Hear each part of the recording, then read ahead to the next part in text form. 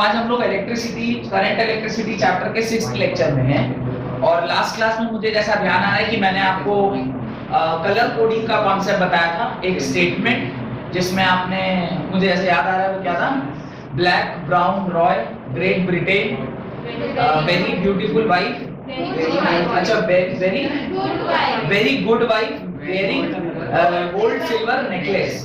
तो वो आपने एक लाइन याद किया था और फिर उसमें मल्टीप्लायर और तमाम तरह का कॉन्सेप्ट वो सब आप लोग देख चुके। हेडिंग डालें टेम्परेचर डिपेंडेंस ऑफ रेजिस्टिविटी। मैंने लॉजिक ऑफ टेम्परेचर डिपेंडेंस बता दिया था।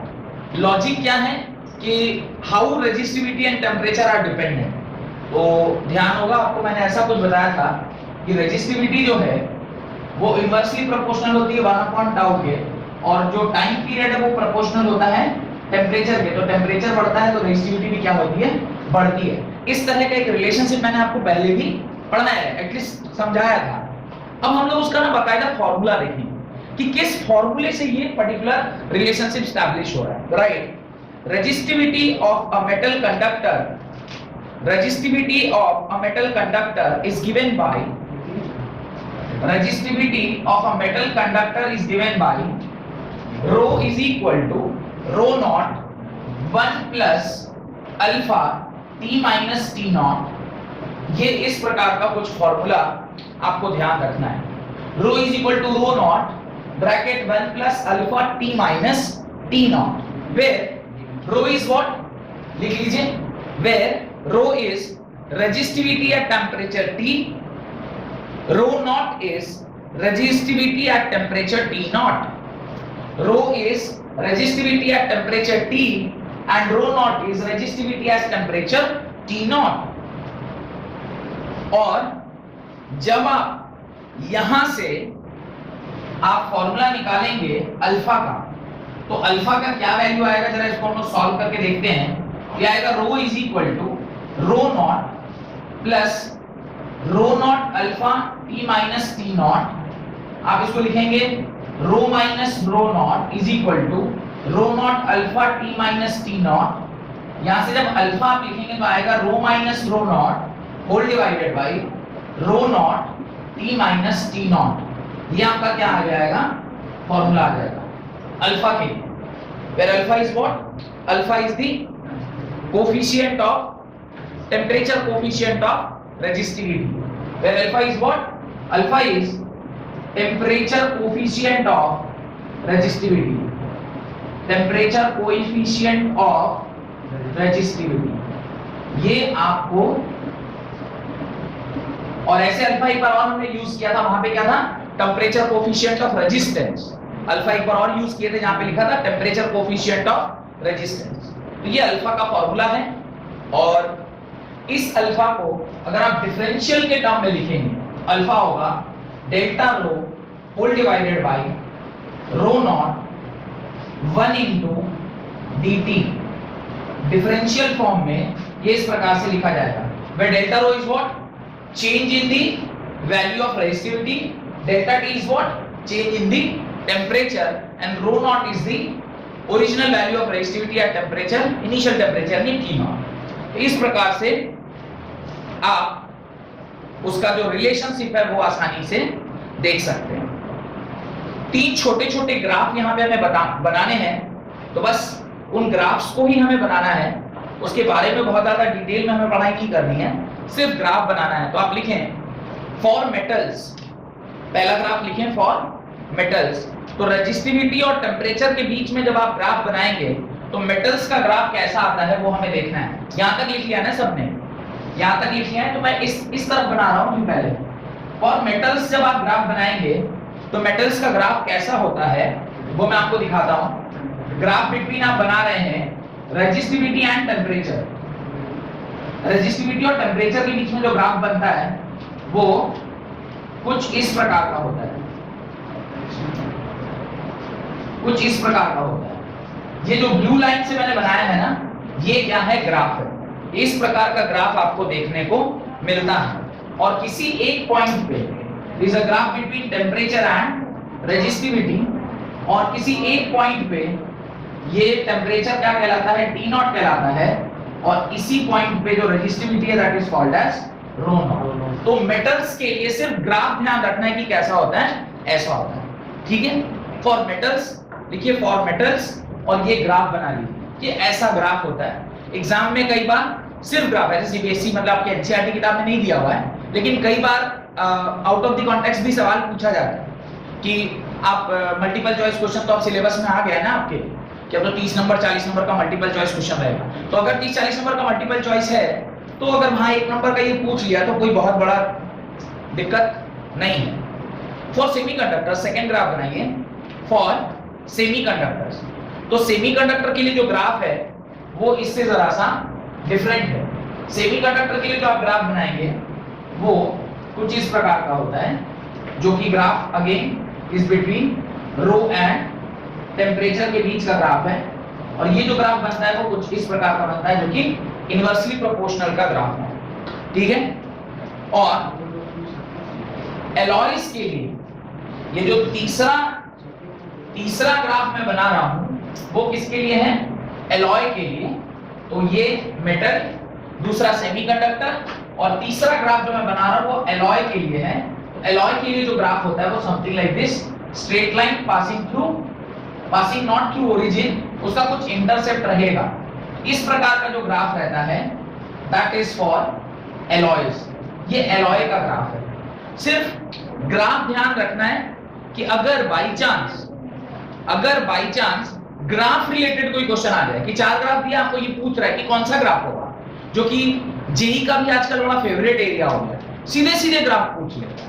जेई मेंस में डायरेक्ट ग्राफ का सवाल 1 नंबर, 1 सवाल 5 नंबर या 4 नंबर जो भी आता है वो एक पूछ लेगा। तो ग्राफ वगैरह के ऊपर भी थोड़ा सा ध्यान देना है। इस तरह के आपको रेजिस्टिविटी वर्सेस टेम्परेचर के वेरियस ग्राफ्स आपको देखने को मिलेंगे। हेडिंग डालें, relationship between current density, conductivity and electric field. Heading डालें, relationship between current density, conductivity and electric field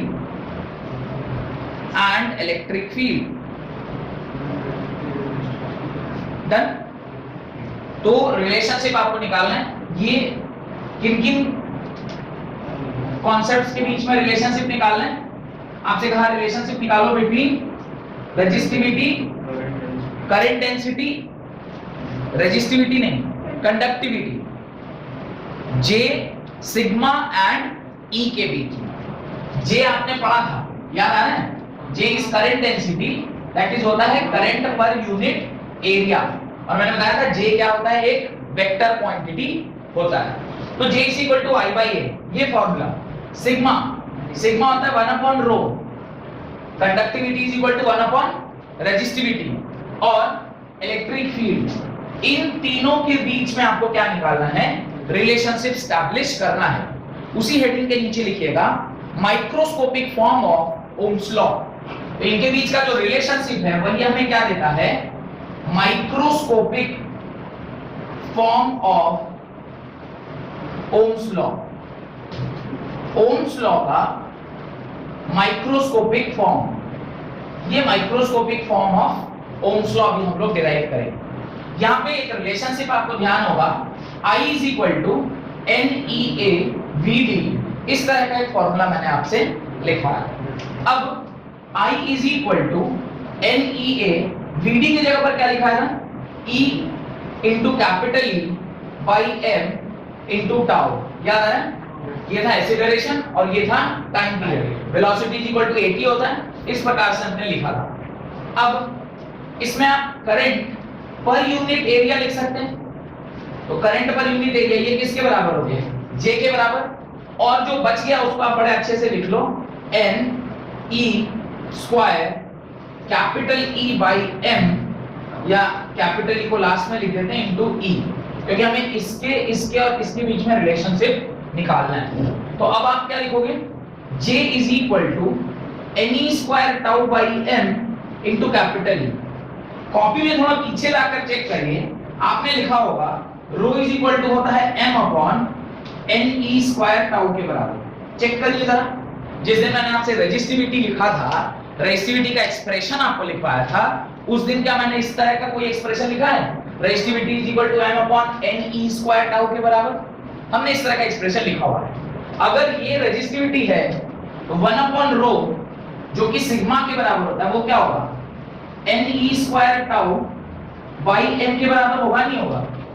तो मैं इसको J is equal to 1 upon rho E लिख सकता हूं और अगले स्टेप में J is equal to sigma E लिखा जा सकता है। ये जो रिलेशनशिप है J is equal to sigma E, this is only known as microscopic form of Ohm's law. तो microscopic form of Ohm's law है वो इसी रिलेशनशिप को हम कहते हैं J is equal to sigma E को। डन? काफी आसान सा डेरिवेशन, कोई बहुत ज्यादा रॉकेट साइंस नहीं है इसके अंदर। क्या है? I is equal to NA VD लिखा, VD के जगह पे आपने उसके एक्सप्रेशन को रिप्लेस किया। I बाई A जो कि ऑलरेडी हमने पहले डिफाइन किया था वो किसके बराबर होता है? J के बराबर। तो J is equal to this expression. यहां पर थोड़ा सा देखना है कि रो हमने ऑलरेडी पहले डिराइव किया हुआ है m upon n e square tau के बराबर, तो 1 अपॉन रो क्या हो जाएगा? सिग्मा, और सिग्मा इज इक्वल टू क्या होगा? n e square tau by m, वही यहाँ पे लिखा हुआ है। तो इसको हमने 1 अपॉन रो लिखा और उसका इसको किससे रिप्लेस कर दिया? सिग्मा से रिप्लेस कर दिया। और J is equal to sigma E, this is only known as the microscopic form of Ohm's law. तो उसके नीचे लिख दीजिएगा, it is a microscopic form of Ohm's law. It is a microscopic form of Ohm's law. तो इस प्रकार से Ohm's law चाहे जिस भी फॉर्मेट में हमें पढ़ना था वो हमने कंप्लीटली पढ़ लिया है। हेडिंग डालें कॉम्बिनेशन ऑफ रजिस्टर्स, हेडिंग डालें कॉम्बिनेशन ऑफ रजिस्टर्स।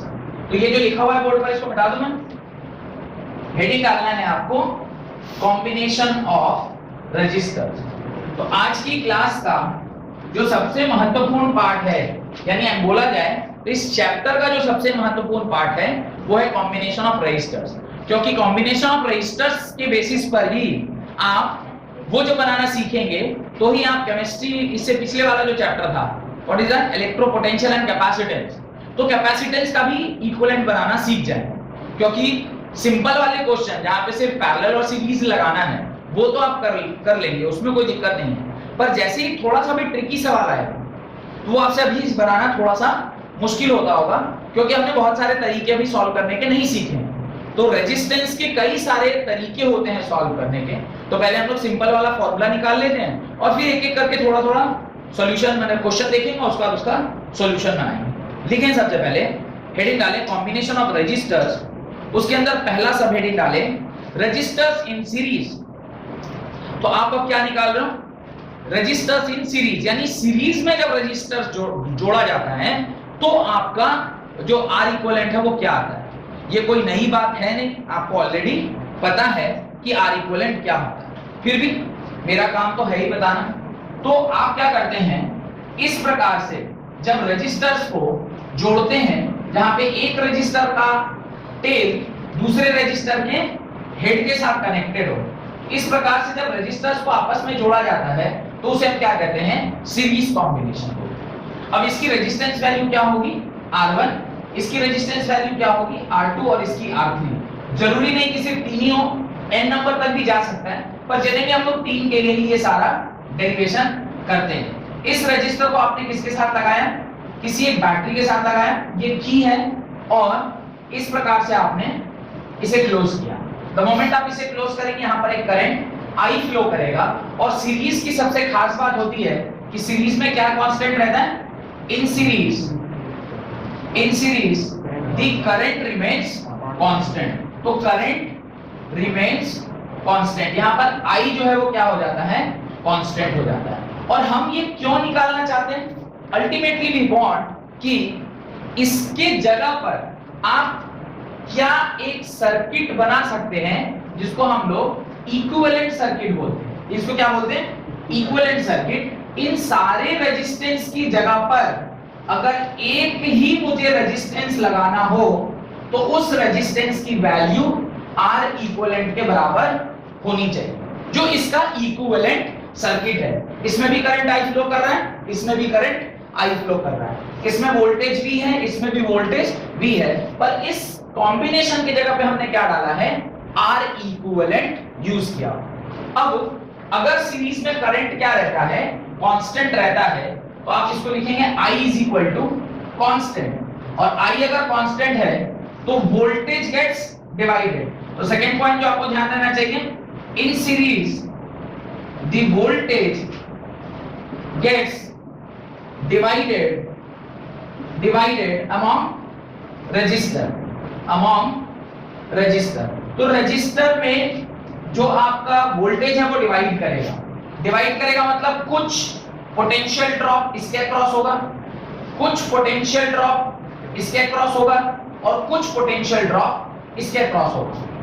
सोचने वाली बात है कि अगर ये तीनों ड्रॉप इसी के पैरेलली हो रहे हैं, तो इसका मतलब ये और इन तीनों का सम क्या होना चाहिए, सेम होना चाहिए। और एल्स यहाँ पर पॉजिटिव है और यहाँ नेगेटिव है, ये यहाँ से नेगेटिव, यानी अगर यहाँ समथिंग सपोज करिए, मैं एक एग्जांपल ले रहा हूँ, अगर ये 50 वोल्ट है तो ये टर्मिनल 50 वोल्ट पे होगा, ये 0 पे होगा। अगर 50 से घूम के उसको 0 पर आना है तो रास्ते में सारा खोना होगा। तो अगर इस एंड पे आप 50 हैं और इस एंड पर आके आप 0 जा रहे हैं, तो रास्ते में खर्चा करिएगा तब ना 0 होएगा, तो खर्चा ही तो है ये।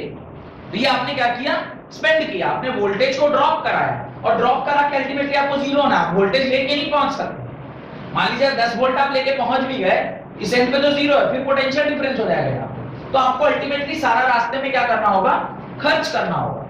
खर्च करने का जो सेटिंग बैठेगा वो क्या होगा, V is equal to V1 plus V2 plus V3, ये आपका इक्वेशन होगा।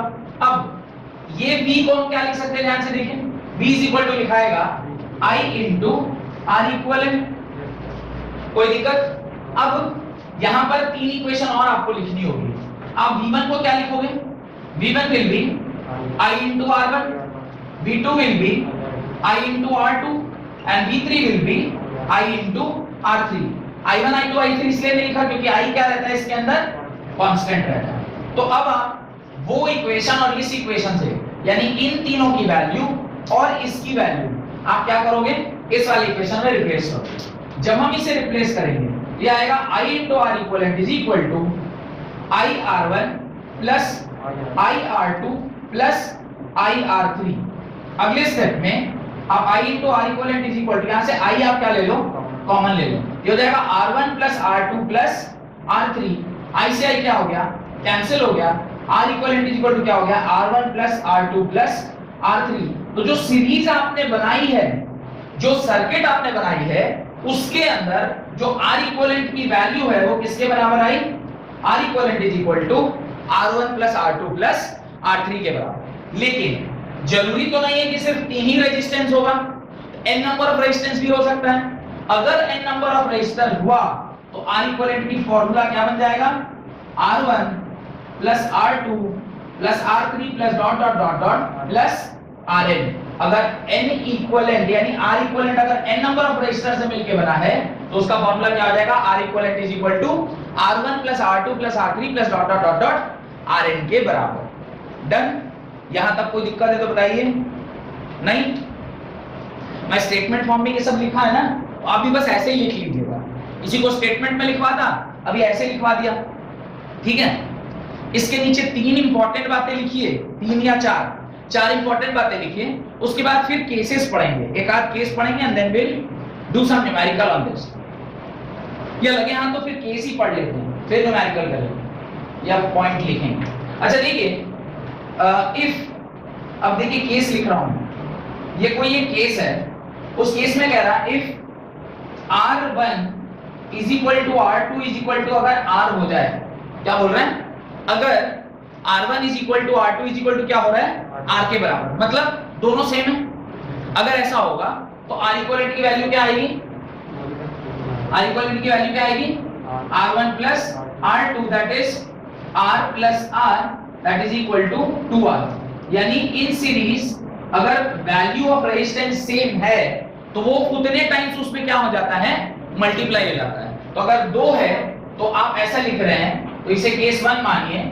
केस 2 क्या लिखेंगे आप, केस 2 लिखेंगे जब n नंबर ऑफ रेजिस्टर्स लगाएं, यानी if R1 is equal to R2 is equal to R3 is equal to dot dot dot dot is equal to Rn, अगर ऐसा है तो R इक्विवेलेंट आप क्या लिखोगे, R1 plus R2 plus R3 plus dot dot dot dot plus Rn, तो उसके नीचे आप क्या लिखोगे, R plus R plus R plus dot dot dot dot plus R, और उसके नीचे आप क्या लिखोगे, NR लिखोगे। R इक्विवेलेंट किसके बराबर हो जाएगा, NR के बराबर। यानी जब सीरीज में, ध्यान से सुनिएगा, जब सीरीज में सेम रेजिस्टेंस लगा होता है तो वो सिर्फ जितने रजिस्टर वहां लगे हैं उसका मल्टीप्लिकेशन हो जाता है। ये बात समझ में आ गई? ऐसे हम लोग पैरेलल में भी देखते हैं, ठीक है। कुछ इंपॉर्टेंट बातें, अगर आपने ये केस 1 केस 2 वहां लिख लिया है तो कुछ इंपॉर्टेंट बातें उसकी हमें लिखनी है, राइट। यहां तक आपने लिख लिया है। इसके बाद 4 बहुत इंपॉर्टेंट पॉइंट आपको लिखवाना चाहता हूं मैं, तो उसके लिए पहले लिखें, the equivalent resistance of a number of resistors, the equivalent resistance of a number of resistors connected in series is equal to the equivalent resistance of a number of resistors connected in series is equal to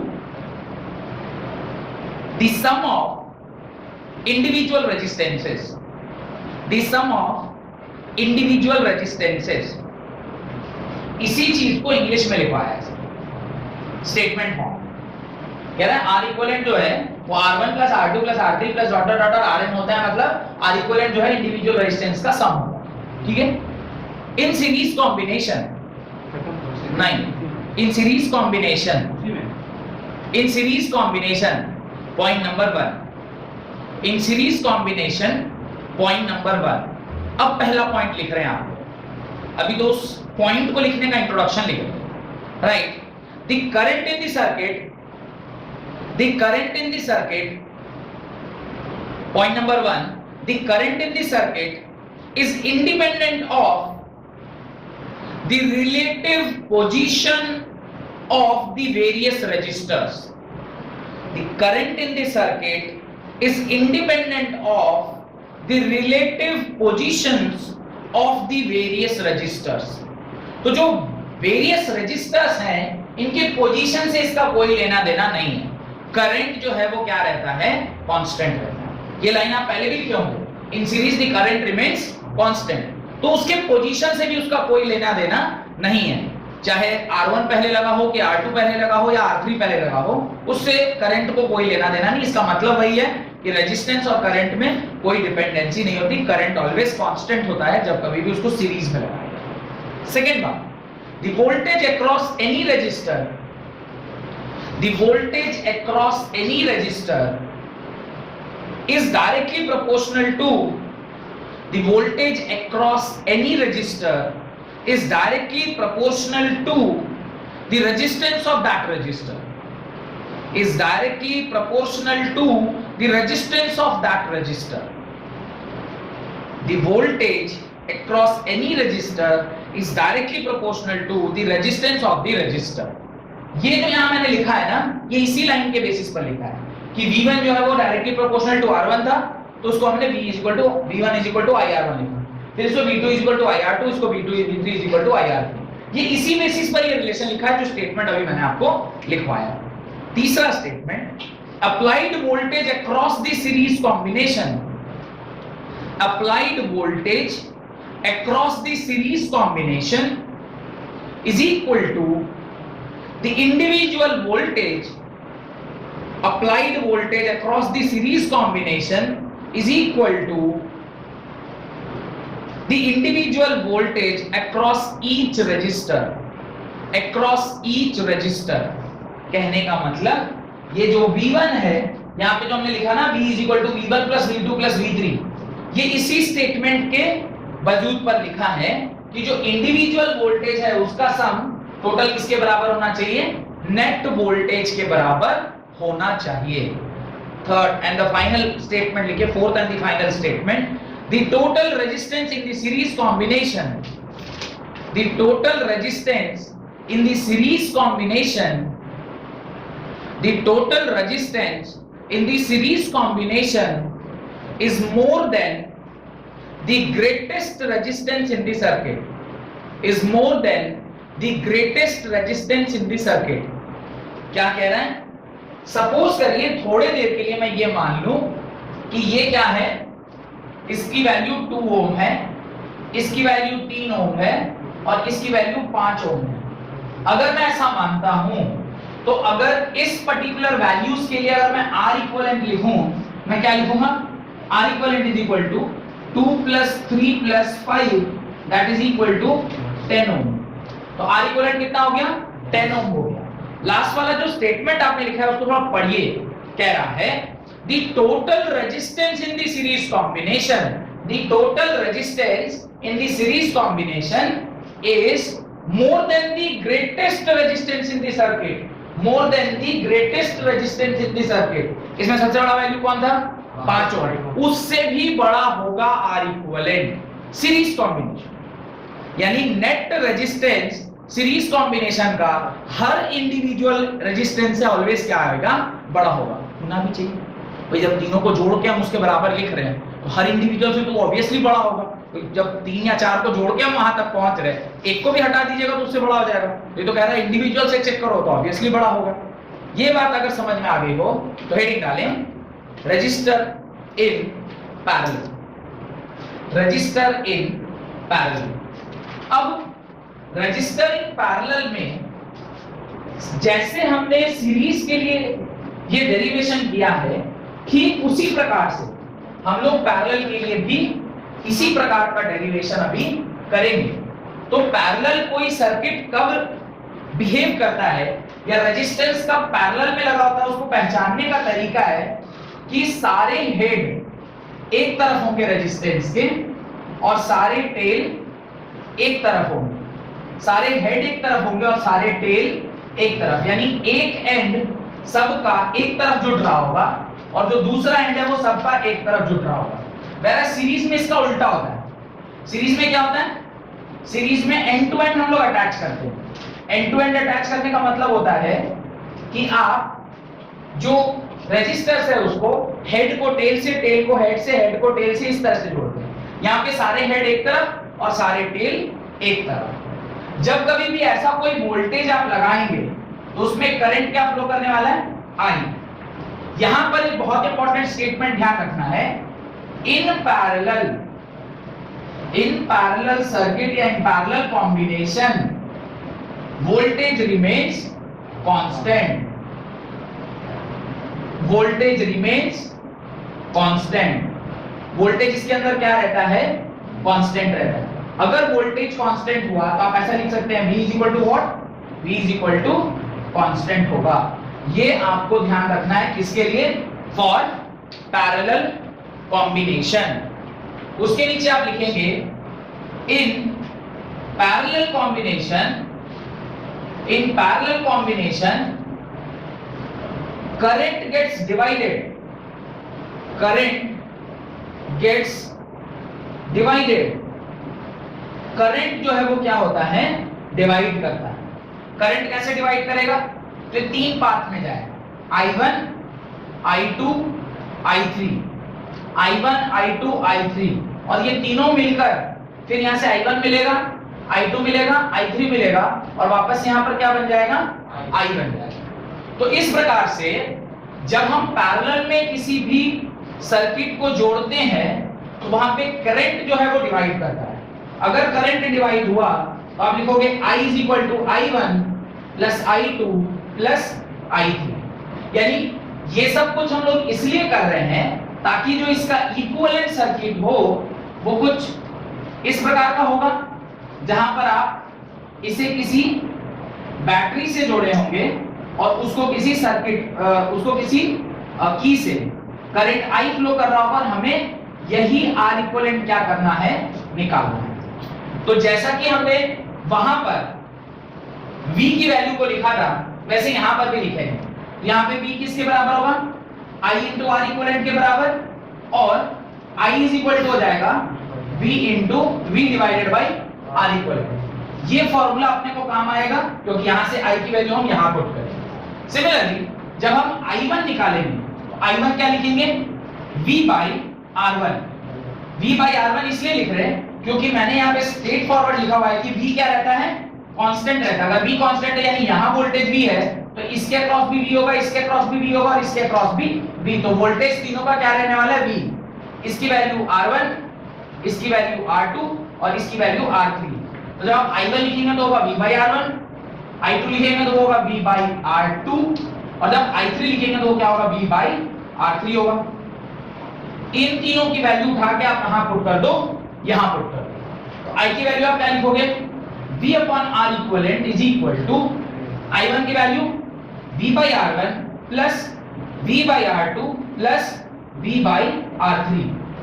अब अगले step पे V upon R equivalent is equal to V common ले लिया 1 upon R1 plus 1 upon R2 plus 1 upon R3। V से V cancel, 1 upon R equivalent is equal to 1 by R1 plus 1 by R2 plus 1 by R3। तो जब तीन resistance होंगे इस प्रकार से आपका जो वैल्यू होगा रेजिस्टेंस का R इक्विवेलेंट का वो कुछ भी प्रकार से होगा 1 upon R1 plus 1 upon R2 plus 1 upon R3 के बराबर। ये तो तब जब हमने कितने रेजिस्टेंस रखे हैं, तीन। अगर इसको मैं जनरल फॉर्मूला लिखूं तो क्या लिखूंगा, 1 upon R equivalent is equal to 1 by R1 plus 1 by R2 plus 1 by R3 plus dot dot dot dot 1 upon Rn।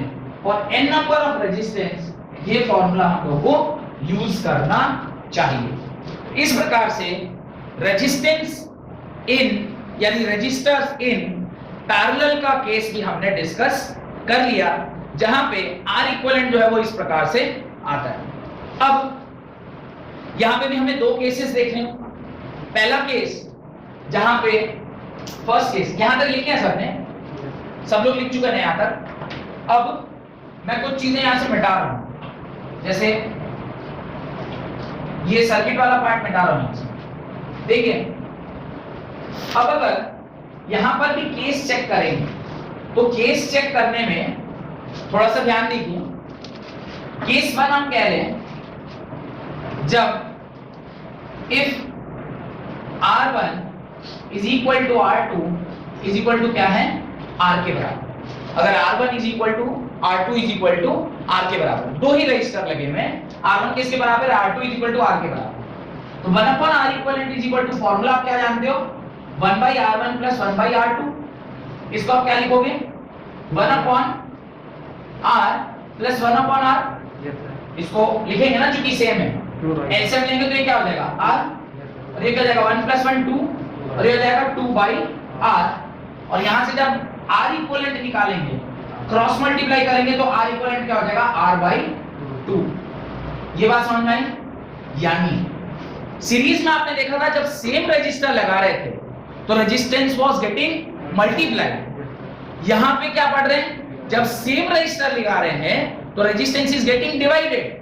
अगर 10 ओम 10 ओम का दो रजिस्टर आपने पैरेलल में लगाया है तो आंसर क्या आएगा, 5 ओम आएगा। 10 by 2 will be your answer। Similarly case 2 हम लोग लिखेंगे जब ये 1 2 ना होगी, कितना होगा, n होगा। If R1 is equal to R2 is equal to R3 is equal to dot dot dot dot is equal to Rn is equal to R के बराबर। अब ये क्या हो जाएगा, 1 upon R equivalent is equal to 1 by R plus 1 by R plus 1 by R plus dot dot dot dot 1 by R के बराबर।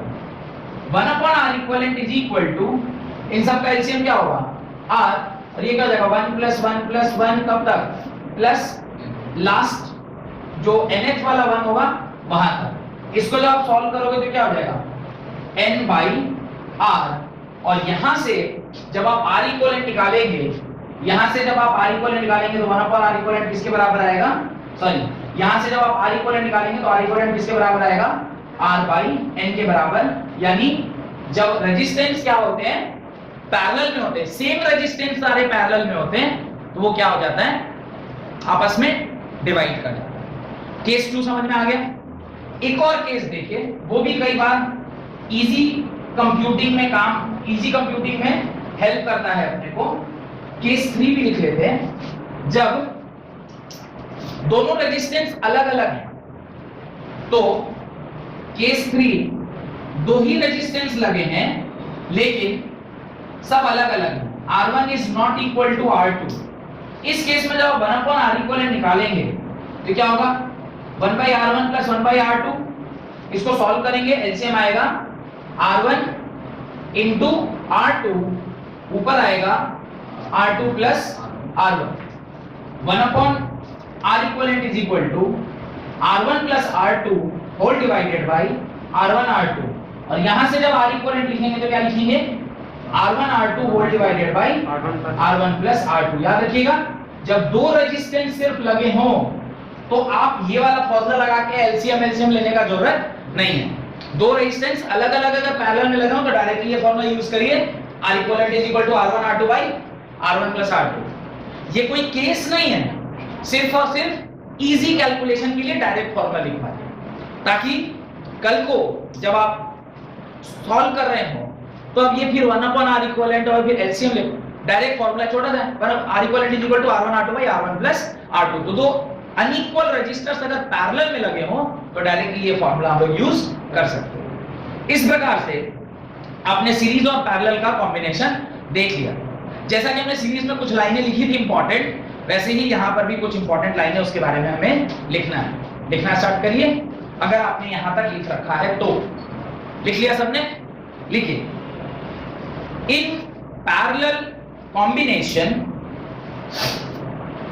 in parallel combination, the reciprocal of equivalent resistance, the reciprocal of equivalent resistance of a number of resistors, the reciprocal of equivalent resistance of number of resistors connected in parallel is equal to, connected in parallel is equal to the sum of reciprocals of the individual resistances, the sum of reciprocals of individual resistances, यानी 1/R equivalent is equal to 1/R1 plus 1/R2 plus 1/R3 plus dot dot dot dot 1/Rn के बराबर, Rn के बराबर नहीं, Rn के बराबर, ठीक है।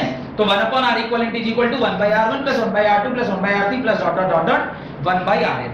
यही फॉर्मूला आपने ऊपर लिखा हुआ, उसी को मैंने सिर्फ स्टेटमेंट फॉर्म में लिखवा दिया, 1/Rn।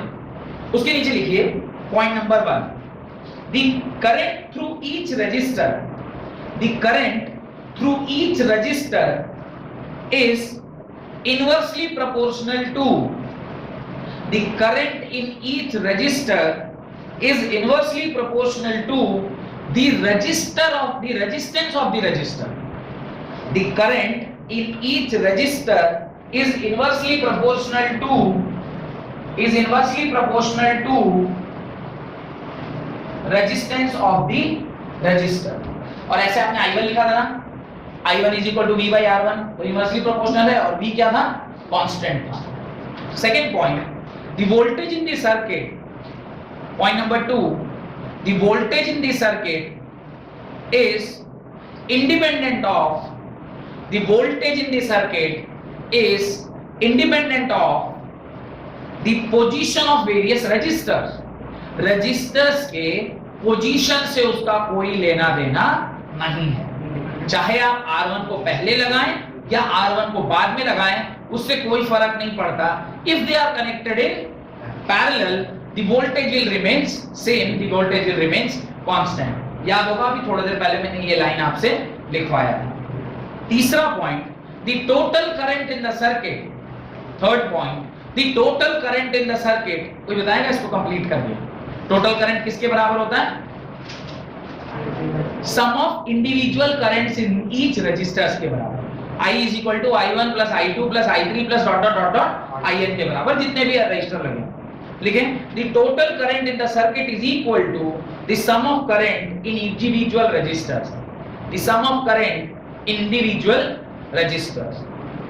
The last point, the total resistance in parallel combination, the total resistance in parallel combination is always less than, the total resistance in parallel combination is less than the least resistance in the circuit।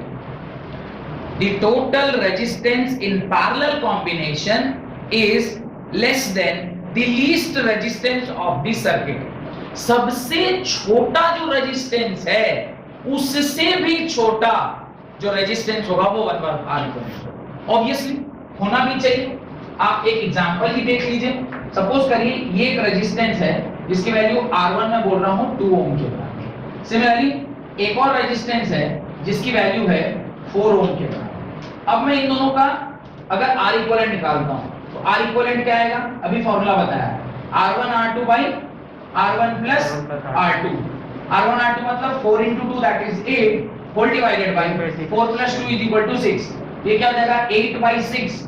8/6 को जब solve करिएगा तो कितना आएगा? 1.33 ओम आएगा। या 3333 चलता जाएगा। अब आप बताइए इसमें सबसे छोटा रेजिस्टेंस कौन सा था? 2 ओम। ये 2 ओम से छोटा है या नहीं आया? आना भी चाहिए था। उल्टा जो होता है रेसिप्रोकल जो होता है। तो याद रखिएगा जब कभी भी हमें कम रेजिस्टेंस चाहिए होता है तो हमें सर्किट को कैसा लगाना चाहिए? पैरेलल। जब कभी भी हमें ज्यादा रेजिस्टेंस चाहिए होता है हमें सर्किट को कैसा लगाना चाहिए? रेजिस्टर को कैसा लगाना चाहिए? सीरीज में। ये हमने कंक्लूड किया है यहाँ से। ये जो अभी 2 एग्जांपल करवाया है, ये जो आखिरी लाइन लिखवाया, इसे हमने कंक्लूड किया कि R इक्विवेलेंट की वैल्यू अगर मुझे बढ़ानी है तो सीरीज में लगा लो, घटानी है तो पैरेलल में। डन। अब अलग-अलग क्वेश्चन आप लोग करना होगा। ये तो हो गया कि जो कहानी सुनने वाली बात। कहानी तो आप सुन लिए, अब कहानी सुनने से काम चलने वाला नहीं है। अब आपको क्या करना है? क्वेश्चन सॉल्व करना है। और जैसा कि आप देखें किताब जो है वो क्या हो गया है? बंद हो गया। तो क्वेश्चन जो आएगा वो कहां से आएगा? तो दिमाग से आएगा। तो इसलिए ऐसा ही क्वेश्चन होगा जो भरवली सॉल्व कर सकते हैं। मतलब अगर आप में कोई तेज विद्यार्थी होगा तो उसे वो भरवली भी सॉल्व कर सकता है, उसको कॉपी पेन छूने की आवश्यकता नहीं। लेकिन फिर भी आप तो अभी नए हैं तो कोशिश करिएगा उसको पहले स्टार्टिंग में पेन कॉपी से ही सॉल्व करने का। बाद में जब मैं जैसे सवाल बनाने का ट्रिक रखा हूं वैसे आप सॉल्व करने का भी ट्रिक होगा तो मैं फिर आपको सिखा दूंगा कि मन ही मन कैसे आप उसको कैलकुलेट कर सकते हैं। क्वेश्चन नंबर 1 लिखिए। Question number 1, find the equivalent resistance of the following circuit. Find the equivalent resistance of the following circuit. Following circuit का इक्विवेलेंट रेजिस्टेंस आपको निकालना है। सर्किट नंबर 1 आसान है, बहुत ज्यादा टफ पहले ही सवाल में नहीं दूंगा सो दैट कि आप निकाल पाए उसको। इस प्रकार से सर्किट बनाई गई है जिसमें आपको R इक्विवेलेंट की वैल्यू निकालनी है। ये A पॉइंट है और ये B पॉइंट है और आपसे RAB R इक्विवेलेंट यानी RAB क्या करना है? कैलकुलेट करना है। रेजिस्टेंस की वैल्यू मैं अभी आपको दे देता हूं। What is the value of resistance in this particular circuit? ये 5 ओम, ये 5 ओम, ये भी 5 ओम, ये भी 5 ओम, ये भी 5 ओम, ये 10 ओम।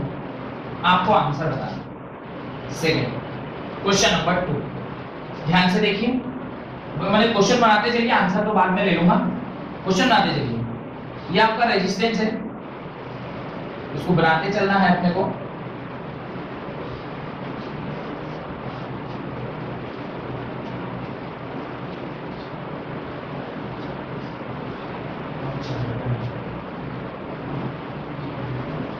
ये AB है, आपको अगेन RAB क्या करना है? कैलकुलेट करना है। यहां पे सारा एक ओम का दिया था, ये सब 1 ओम का दिया था। तीसरा सर्किट कुछ इसी प्रकार का लेकिन थोड़ा सा अच्छा सर्किट, ये भी वैसा ही है पर इस बार थोड़ा सा सर्किट को डिजाइनदार बनाया। ये B, ये A, 2 ओम, 2 ओम, 2 ओम और आपको अगेन क्या निकालना है? RAB निकालना है। चौथा सवाल है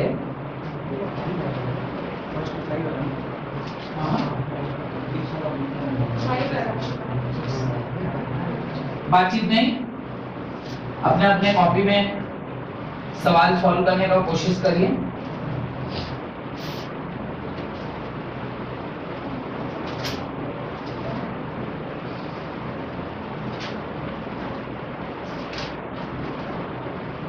इस प्रकार से क्वेश्चन दिया हुआ है और आपको आर इक्विवेलेंट निकालना है। आपको क्या करना है? आर इक्विवेलेंट निकालना। This is A, this is B, और आपको यहां पर भी क्या निकालना है? आर ए बी कैलकुलेट करना है। रेजिस्टेंस की वैल्यू मैं अभी सेट कर देता हूं।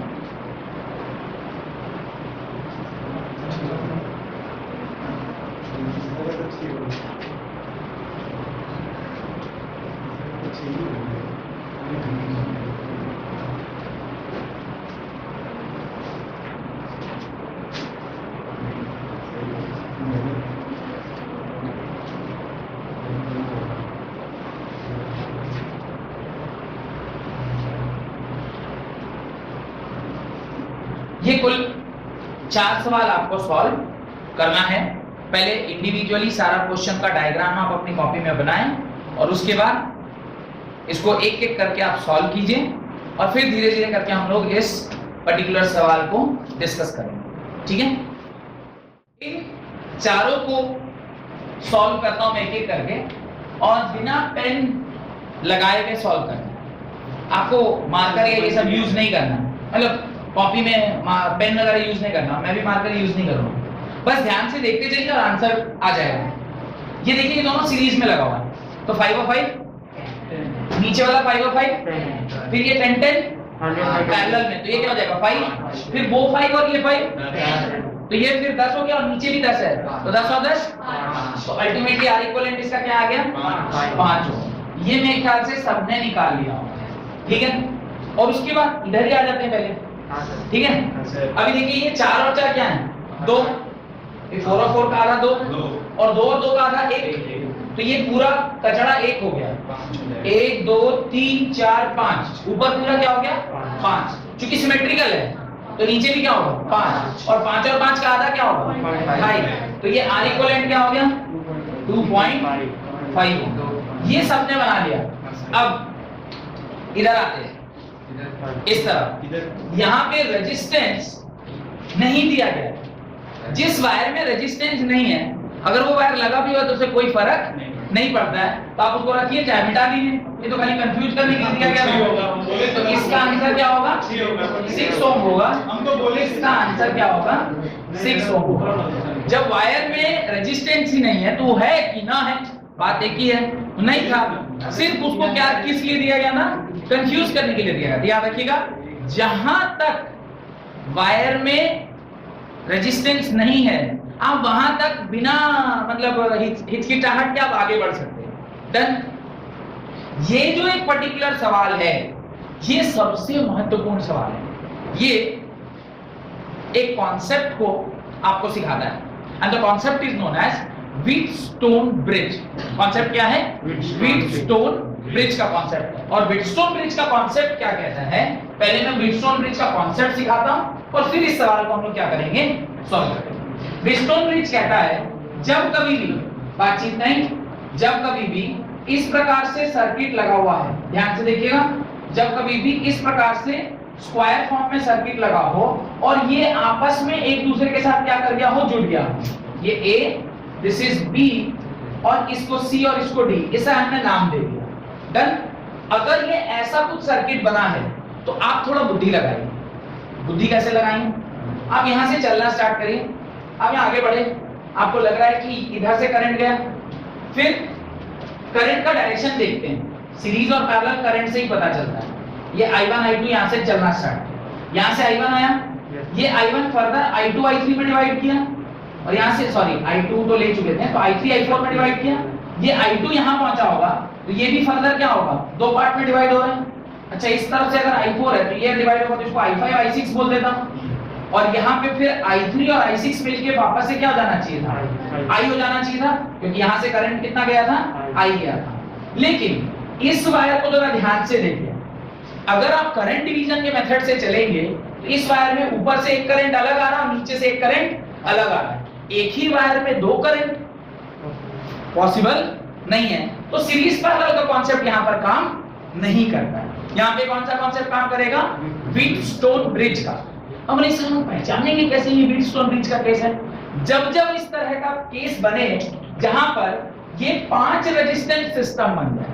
5 रेजिस्टेंस सिस्टम मतलब इसको मैं थोड़ी देर के लिए R1, R2, R3, R4 और R5 और कंडीशन ऐसा हो कि R1 by R2 is equal to R3 by R4 हो जाए। क्या कंडीशन हो? This by this becomes equal to this by this।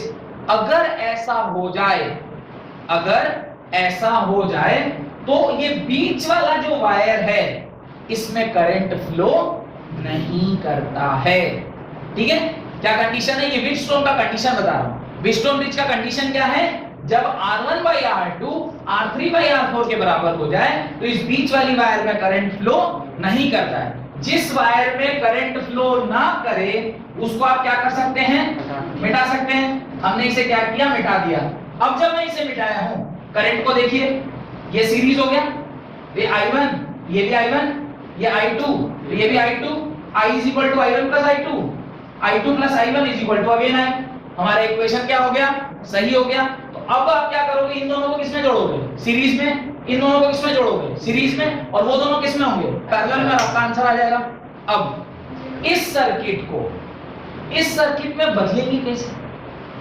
Second doubt तो हमारा ये है ना कि ये सर्किट इसमें बदलेगा कैसे? उसको बदलने के लिए मुझे चाहिए थोड़ी सी जगह। तो अब देखिए, ध्यान से देखिएगा तो आपको दिख जाएगा। होप कि ये बाकी सारा सवाल आपको समझ में आ गया है जिसको हमने बिना पेन यूज किए सॉल्व किया। ये एक ऐसा सवाल था जिसमें कॉन्सेप्ट लगा हुआ था, इसलिए आपसे सॉल्व नहीं हो पाया। अब जहां तक करंट नहीं है उसका नाम तो वही रख सकते हैं, जहां तक करंट नहीं है उसका नाम यही रख दीजिए। ये दोनों पॉइंट ए और बी हो गए। इसके बाद वाले पॉइंट को आप सी मान लीजिए, इसके बाद वाले पॉइंट को आप डी मान लीजिए। डन। देखते चलिए क्या होगा।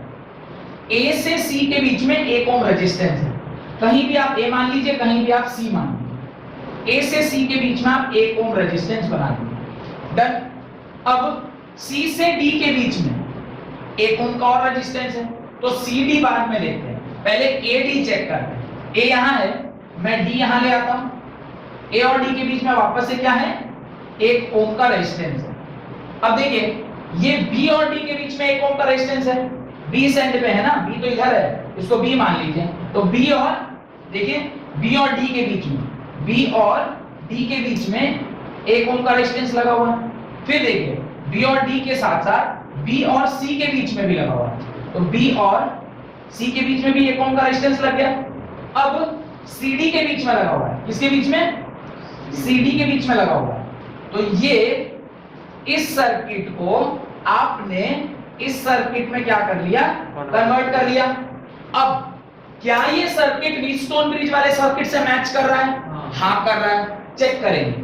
R1 by R2 if it is equal to R3 by R4। क्या बोल रहा हूं? R1 by R2 if it is equal to R3 by R4। बीच वाला डंडी क्या हो जाएगा? गायब।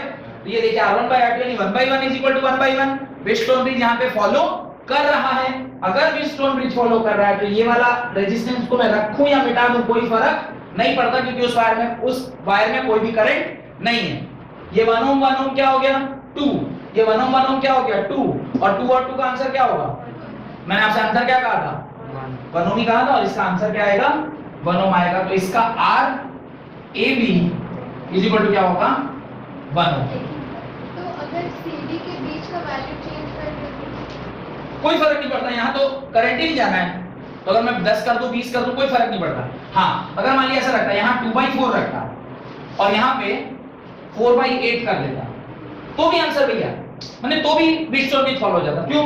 2/4 इज 1/2 एंड 4/8 इज 1/2।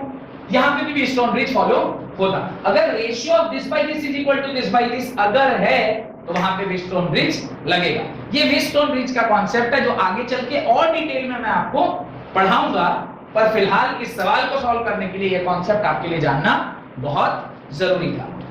अब आपका काम है कि आज मैं आपको एक शीट भेजूंगा, उस शीट में सारे आर इक्विवेलेंट को सॉल्व करने वाले वो क्वेश्चंस दिए गए होंगे, उसको आपको क्या करना है, सॉल्व करना है। थोड़ा थोड़ा आइडिया लग गया है, उस शीट का जो टफ क्वेश्चन होगा उसको मैं आपको अलग से अगली क्लास में सॉल्व करूंगा।